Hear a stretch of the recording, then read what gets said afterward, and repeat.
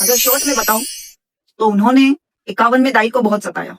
फिर 1962 में supreme court की 5 जजों की बेंच ने इस कानून को असंवैधानिक घोषित करके खारिज कर दिया।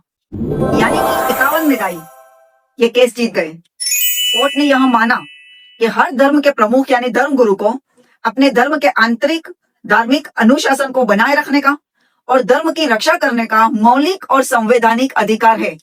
अगर आप लोग भी ये खबर पढ़ना चाहते हैं तो ऑल इंडिया रिपोर्ट के पेज नंबर 853 यानी AIR 1962 SC 853 और सुप्रीम कोर्ट रिपोर्ट्स के सप्लीमेंट्री वॉल्यूम 2 के पेज नंबर 496 यानी 1962 SCR सप्लीमेंट्री 2 496 पर मिले।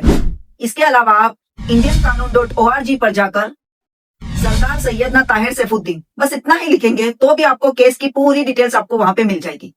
लेकिन अब सवाल यह है कि जब ये कानून बना भी सभी धर्मों के लिए था, खारिज भी सभी धर्मों के लिए किया गया, तो फिर 51 में दाई ने ही क्यों कोर्ट में याचिका दायर की? तो जवाब यह है कि आदमजी पीर भाई के वंशज जब मुंबई हाईकोर्ट और प्रीवी काउंसिल लंदन से केस हार गए तो वो चुप नहीं बैठे थे। वे समुदाय के अंदर रहकर दावत के अकीदे, धार्मिक उसूलों और दाई की हुकूमत की खुली नाफरमानी करते थे। साथ ही वे मस्जिदों, कब्रिस्तानों और ट्रस्ट की संपत्तियों पर अपना निजी हक जताने की लगातार कोशिशें कर रहे थे। अगर शॉर्ट में बताऊं तो उन्होंने 51 में दाई को बहुत सताया और जब 1949 में यह कानून बना तो उनको खुली छूट मिल गई। वे चाहते थे कि धर्म के नियमों को भी तोड़े, दावत विरोधी हरकतें भी करे और दाई अल मुतलक मजहब के अनुशासन को बचाने के लिए उनके खिलाफ कोई भी धार्मिक या कि कानूनी कार्यवाही भी ना करे।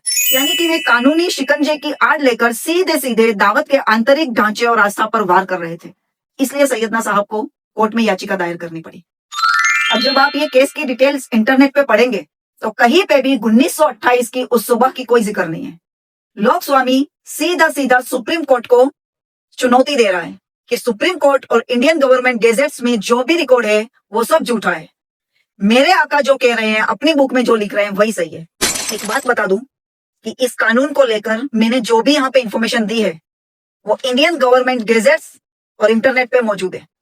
किसी की तरह ऐसी बुक जो आम लोगों में पब्लिश ही नहीं की गई है उसमें से देख के या पाकिस्तान की किसी न्यूज या पाकिस्तान के किसी अखबार से उठाकर यहाँ पर नहीं बताया है।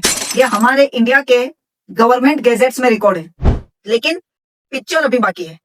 मिलती हूँ अगले वीडियो में और इंफॉर्मेशन के साथ। Thank you so much.